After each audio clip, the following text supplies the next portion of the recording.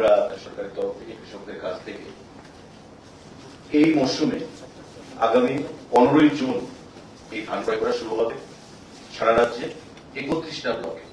আপনারা জানেন সাংবাদিক বন্ধুরা, আমাদের সারা রাজ্যে 58টা ব্লক রয়েছে এবং আমরা গতবার মহকুমা ভিত্তিক করেছিলাম। গতবার পর্যন্ত আমরা বলেছিলাম যে এবার থেকে কৃষকদের ট্রান্সপোর্টেশন কস্ট যেন আরো কম হয়, তার জন্য আমরা ব্লক ভিত্তিক করব।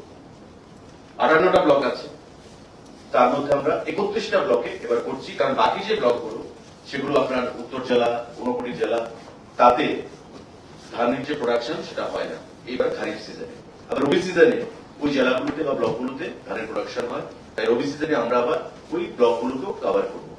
এবার আমরা সারা রাজ্যে 6টি জেলায়, পশ্চিম জেলা, খোয়াই জেলা, ধলাই জেলা, সিপাহীজলা জেলা, গোমতী জেলা এবং দক্ষিণ জেলা, এই 6টি জেলায় আমরা প্যাডি প্রকিউরমেন্ট সেন্টার 31টা ব্লকে সেখানে আমরা করার সিদ্ধান্ত নিয়েছি। এবং এ বিষয়ে আজকে আমাদের এগ্রিকালচার দপ্তরকে সঙ্গে নিয়ে সারা রাজ্যের প্রতিটি বিডিও, আমাদের পঞ্চায়েত সমিতির chairman, vice chairman, SDM, agriculture যারা সুপারিনটেন্ডেন্ট আছেন সাব ডিভিশনে, যারা ডিস্ট্রিক্ট ডেপুটি ডিরেক্টর আছেন এগ্রিকালচারে, তাদের প্রত্যেকের সাথে আমাদের একটা ভিডিও কনফারেন্স ছিল এবং সেখানে আমাদের সেক্রেটারি ফুডও ছিলেন, এগ্রিকালচার সেক্রেটারি ছিলেন, ডাইরেক্টর ফুড ছিলেন, ডাইরেক্টর এগ্রিকালচার সহ আমাদের অন্যান্য আধিকারিকরাও উপস্থিত ছিলেন। আগামী 15 তারিখ থেকে সূচনা হবে আমাদের এই খারিফ মরশুমে যে প্যাডি প্রকিউরমেন্ট, এবং তার যে অনুষ্ঠানটা সেটা হবে জুলাইবাড়ি থেকে। আমরা দক্ষিণ জেলার জুলাইবাড়ি থেকে মাননীয় কৃষিমন্ত্রী উপস্থিত থাকবেন রতনলাল নাথ, খাদ্যমন্ত্রী হিসেবে আমি উপস্থিত থাকবো এবং সেখানকার মাননীয় মন্ত্রী জুলাইবাড়ির যিনি বিধায়ক শুক্লাচরণ নোয়াদিয়া সহ অন্যান্য আধিকারিকরা আমাদের খাদ্য দপ্তর এবং কৃষি দপ্তরের সেখানে উপস্থিত থাকবেন। এবং এবারকার যে ধানের লক্ষ্যমাত্রা কেনা, এই 31টা পিপিসি যে প্যাডি প্রকিউরমেন্ট সেন্টার আমাদের 31টা ব্লকে যে টার্গেট আমরা রেখেছি, সেই টার্গেটটা হচ্ছে 15,000 এমটি। 15,000 এমটি এটা কৃষি দপ্তর থেকে জেলার মহকুমা স্তরের বিভিন্ন আধিকারিকদের সাথে কথা বলে এই টার্গেটটা আমাদের খাদ্য দপ্তরকে দেওয়া হয়েছে। এই 15,000 এমটি ধান এবারকার মৌসুমে আমরা ক্রয় করব। 15 তারিখ জুলাইবাড়িতে তার শুভ সূচনা হবে এবং আগামী জুলাই মাসের 15 তারিখের মধ্যে সারা রাজ্যে 6টি জেলাতে, আমাদের এই দুটো জেলা বাদ যাবে, ঊনকোটি এবং উত্তর জেলা, 6টি জেলাতে আমাদের 31টা সেন্টারে এই ধানগুলো ক্রয় করা হবে। আমি আপনাদের মাধ্যমে খাদ্য দপ্তরের তরফ থেকে, কৃষি দপ্তরের তরফ থেকে প্রতিটি কৃষক ভাইদের কাছে আহ্বান জানাবো যে আপনাদের অর্থনৈতিক বুনিয়াদকে শক্তিশালী করার লক্ষ্যে রাজ্য সরকার গঠন হওয়ার পর আমাদের 2018 সাল থেকে এই প্যাডি প্রকিউরমেন্ট যে সিস্টেম সেটা চালু করেছে এবং এতে করে যেটা আমি তথ্য দিয়ে বললাম যে 372 কোটি টাকা রাজ্যের কৃষকদেরকে প্রদান করা হয়েছে এবং 1,92,052 এমটি ধান আমরা এখন পর্যন্ত ক্রয় করেছি এবং 1,03,09 জন কৃষক তাতে বেনিফিটেড হয়েছে। তো স্বাভাবিকভাবেই গ্রামীণ অর্থনীতিকে স্ফীত করার লক্ষ্যে, গ্রামীণ অর্থনীতিতে কৃষকদের অর্থনৈতিক বুনিয়াদকে শক্তিশালী করার লক্ষ্যে, কৃষকদের আয়কে দ্বিগুণ করার লক্ষ্যে আমাদের প্রধানমন্ত্রীর যেটা লক্ষ্য, টার্গেট, তাতে আমরা অনেকটাই এগিয়ে গেছি ত্রিপুরা ছোট্ট রাজ্য হিসাবে। আগামী দিনে আমরা আগেও বলেছি যে আমাদের সরকার যতদিন থাকবে ততদিন বছরে দুবার রবি এবং খারিফ সিজনে আমাদের এই প্যাডি প্রকিউরমেন্ট সিস্টেম আমাদের জারি থাকবে। আমি কৃষক সমাজকে, যারা প্যাডি কাল্টিভেশনের সঙ্গে যুক্ত, প্রোডাকশনের সঙ্গে যুক্ত, তাদের কাছে আহ্বান জানাবো আপনারা সরকারের এই যে প্রচেষ্টা তাকে শক্তিশালী করুন, আরো মসৃণ করুন, যাতে আমরাও উৎসাহিত হই এবং আরো বেশি টার্গেট নিয়ে আগামী মৌসুমে যেন আমরা লক্ষ্যমাত্রা স্থির করতে পারি, সেই জিনিসটা আপনাদের সকলের কাছ থেকে আমি সহযোগিতা চাইছি। পাশাপাশি আমাদের এখানে সেক্রেটারি ফুড আছেন, ডাইরেক্টর সাহেব আছেন, আমাদের প্যাডি প্রতিটা ব্লকে যে আমরা প্রকিউর করব, যেটা আমি আগে বলেছি যে আমরা সাব ডিভিশন ভিত্তিক করতাম, এতে করে কৃষকরা তার বাড়ি থেকে ধানের বস্তা নিয়ে যে আসবে, একটা ভালো টাকা তার ট্রান্সপোর্টেশন কস্ট, পরিবহন খরচা তাকে দিতে হবে। কিন্তু এবার আমরা সিদ্ধান্ত গ্রহণ করেছি, মাননীয় মুখ্যমন্ত্রীও বলেছেন যে প্রতিটা ব্লকে আরো কি করা যায় কিনা। যাতে প্রতিটা ব্লকে কৃষকরা বাড়ির কাছাকাছি এলাকাতে গিয়ে ধানটা বিক্রি করতে পারে, ট্রান্সপোর্টেশন কষ্টটা যেন কম পায়। তাই আমরা ব্লকের সিদ্ধান্ত গ্রহণ করেছি, যেদিন ধান বিক্রি হবে একদিনের মধ্যে তাদের টাকা আরটিজিএস হোক বা আমাদের পিএমএমএস সিস্টেমে যে ট্রান্সফার হয়ে থাকে টাকা, সেই পদ্ধতিতে তাদেরকে প্রদান করা হবে। আগে আমরা দেখেছি 2 দিন 4 দিন 5 দিন সময় লাগতো, এবারকার সিস্টেমে একদিনের মধ্যেই এই ডিজিটাল সিস্টেমে আমাদের সেই টাকা কৃষকদেরকে প্রদান করা হবে। সুতরাং টাকা পাওয়ার 2, 4, 5 দিনে যে ডিলে হতো, সেই ডিলেটাও এখন আর হবার সম্ভাবনা নেই, যেটা আমাদের দপ্তর ভিত্তিক সেটা সিদ্ধান্ত গ্রহণ করা হয়েছে। তো স্বাভাবিকভাবে তাদের উৎসাহ যেন আরো বৃদ্ধি পায়, দপ্তরের তরফ থেকে সেই জিনিসটাই আমরা আশা রাখবো এবং ভারী মাত্রায় যেন কৃষকরা আগামী দিনে এই 15 তারিখ যে আমাদের প্যাডি প্রকিউরমেন্ট সিস্টেম আমরা চালু করতে চলেছি, যাতে কৃষিমন্ত্রী উপস্থিত থাকবেন, আরেকজন কোঅপারেটিভ মিনিস্টার আমাদের শুক্লাচরণ নোয়াতিয়া সাহেব উপস্থিত থাকবেন, সেটাকে সাফল্যমণ্ডিত করার জন্য আমি আহ্বান জানাচ্ছি। আমি সাংবাদিক বন্ধুদেরকে আরেকটা, যেটা আমাদের দপ্তরের প্রচেষ্টা, আপনারা জানেন যে বর্তমানে খাদ্য দপ্তরের ওয়ার্কলোড, পরিবহনের খরচা অনেকটাই বৃদ্ধি পেয়েছে। আমাদের দপ্তরের উদ্যোগে প্রায় 1,86,00,000 টাকা ব্যয় করে নতুন 5টা ট্রাক ক্রয় করা হয়েছে, যার শুভ সূচনা হবে আগামীকাল আমাদের এডিনগর যে সেন্ট্রাল স্টোর, সেখান থেকে। খাদ্য দপ্তরের সেক্রেটারি, ডাইরেক্টর সহ স্থানীয় বিধায়িকারা, আমি ব্যক্তিগতভাবে সেখানে উপস্থিত থাকব সেটাকে ফ্ল্যাগ অফ করার জন্য। ইতিমধ্যে আমাদের 17টা ট্রাক রয়েছে। এই যে প্যাডি প্রকিউরমেন্ট হচ্ছে লার্জ স্কেলে, সেগুলোকে ক্যারি করে গোডাউনে নিয়ে যাওয়া, পরবর্তী সময়ে রেশন শপগুলোতে পৌঁছে দেওয়া, এই যে ব্যবস্থাপনা, সেটাতে করার জন্য প্রচুর পরিমাণ আমাদের ট্রান্সপোর্টেশন কস্ট দিতে হয় এবং তার জন্য অর্থ দপ্তরের অনুমোদন নিয়ে আমাদের দপ্তরের যে ক্যাশ ক্রেডিট অ্যাকাউন্ট রয়েছে, সেই ক্যাশ ক্রেডিট অ্যাকাউন্ট থেকে 1,84,00,000 টাকা ব্যয় করে আমরা এই নতুন 5টা ট্রাক ক্রয় করেছি, যার শুভ সূচনা হবে আগামীকাল সেন্ট্রাল স্টোর এডিনগর থেকে। আপনারা সবাই সেখানে থাকবেন, স্বাগত জানাচ্ছি, আপনাদেরকে আমন্ত্রণ জানাচ্ছি দপ্তরের তরফ থেকে। সময়টা 2টোর সময় আপনারা সেখানে উপস্থিত থাকবেন, আমরাও সেখানে থাকবো।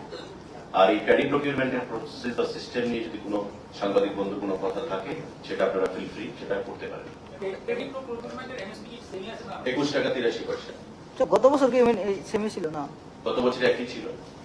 এটা পরবর্তী সময়ে আরো বৃদ্ধি করা যাবে কিনা, প্রতি বছরই সেটা আমরা বৃদ্ধি করার চেষ্টা করে থাকি। তো এবার এখন মূল সিদ্ধান্ত আসেনি, আমরা পরবর্তী সময়ে যে বিষয়ে কথা বলবো এবং এটা আমি 2 দিনের মধ্যে ক্যাবিনেটে বসবো।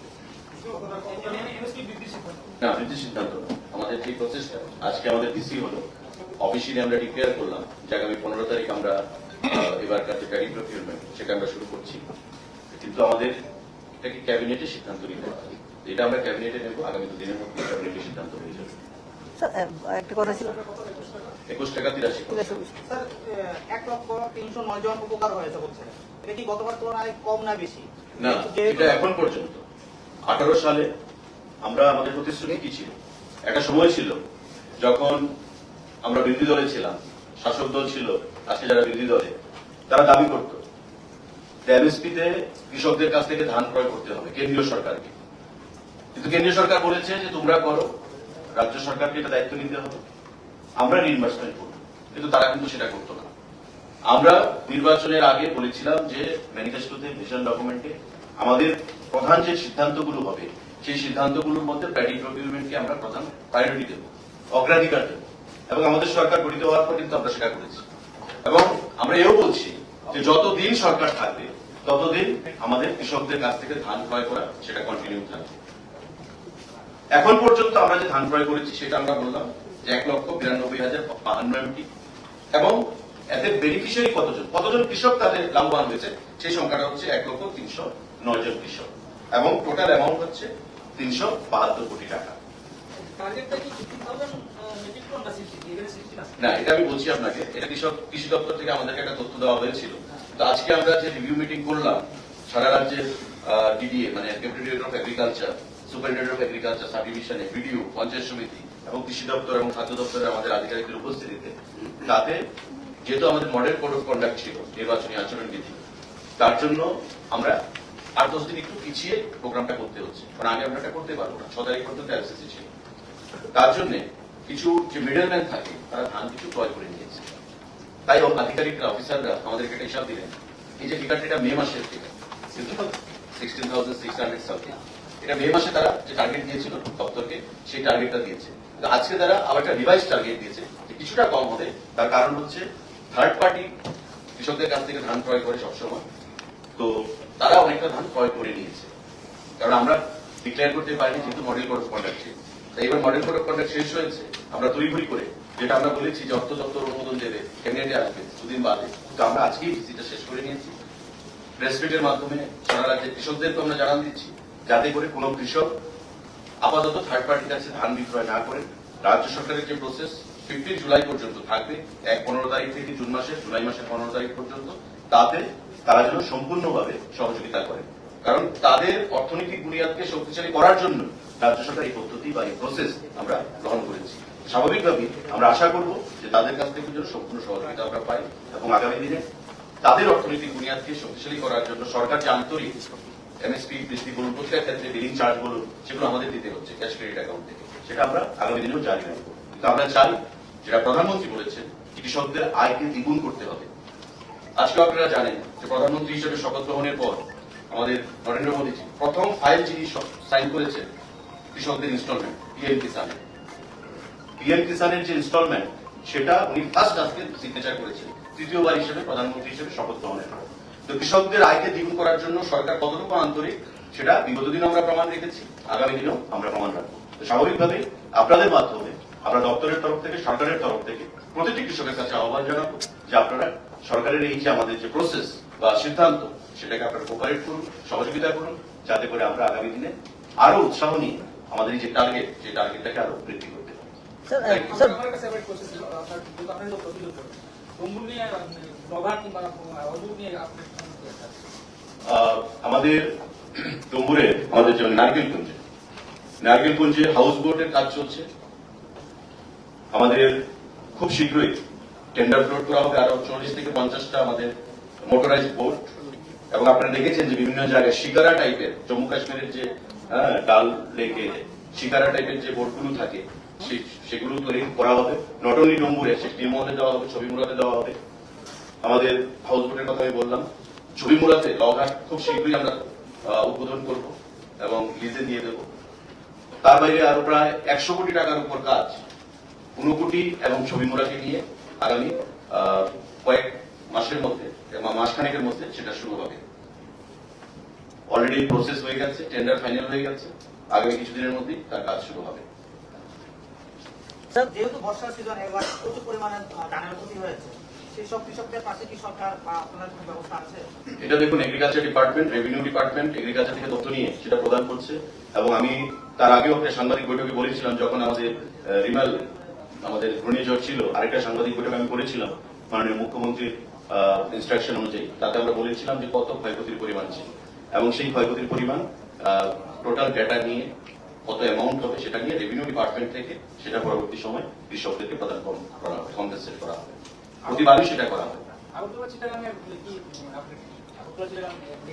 এয়ার সার্ভিস, সেটা আমাদের কেন্দ্রীয় সরকার থেকে রাজ্য সরকারকে বলা হয়েছে যে ইমিগ্রেশনে যে সিকিউরিটি পার্সোনাল থাকবে তারা বর্তমানে সিআইএসএ প্রদান করবে না। আপনারা জানেন যে আমাদের আগরতলা এয়ারপোর্ট সিআইএসএ এর কভারেজের আন্ডারে, তাই রাজ্য পুলিশকে সেটা প্রদান করতে অলরেডি হোম ডিপার্টমেন্ট থেকে 30 জনের নাম দিয়ে, প্লাস নিশ্চিন্দপুর যে রেলওয়ে স্টেশন, তাতেও আমাদের সিকিউরিটি ইমিগ্রেশন থাকবে। 30 জনের উপর একটা আমাদের পুলিশ পার্সনের নাম দিয়ে কেন্দ্রীয় সরকারের কাছে পাঠানো হয়েছে। কিন্তু যেহেতু নির্বাচনী ডামাডোল ছিল, এমসিসি ছিল, নতুন সরকার হোম মিনিস্টার হবে, তো তারা সেটা অ্যাপ্রুভাল দেবে। অ্যাপ্রুভাল স্টিল অ্যাওয়েটেড, আমরা অপেক্ষা করছি। এবং সেটা এলে যে 30 জনকে আমরা ইমিগ্রেশনে ডিপিউট করবো রাজ্য সরকার থেকে। এটা করার পর এই ইমিগ্রেশন ঘোষণা হবে মিনিস্ট্রি অফ এমএইচএ, মানে হোম অ্যাফেয়ার্স থেকে। তারপর স্পাইস জেটের সঙ্গে আমাদের, আমি বলেছি যে ক্যাব ফান্ড হিসেবে প্রায় 15 কোটি টাকা আমরা প্রতি বছর দেব। Already 3.76 lakh has been paid to SpiceJet authority. এবং পরবর্তী সময়ে এই টাকা যে আমরা দিয়েছি, স্পাইস জেট দিয়েছে, SpiceJet will start the operation between Agartala and Chittagong. তো নতুন সরকার শপথ গ্রহণ করেছে, তারপর আমাদের এই কাজকে আমরা আশা করবো যারা ত্বরান্বিত হবে। 3.76 lakh na crore. 3.76 crore। Sir, Sir, রেশনে what would be the estimated cost of this project and ready procurement that you are going to start acquisition Estimated cost in terms of, this year, this year? you can multiply 21.83 to 15,000 MT. 1 MT equal to 1,000 kg. So 15,000. The amount will be borne out by the government, and also the billing charge will be borne out by the government. Okay. Sir, And total expenditure incurred is 372 crore as of now, with benefit rendered to 1,309. 1,309 farmers, and the total procured paddy is 1,92,052 MT. Thank you. Okay doctor. কি হলো এত tensed কেন?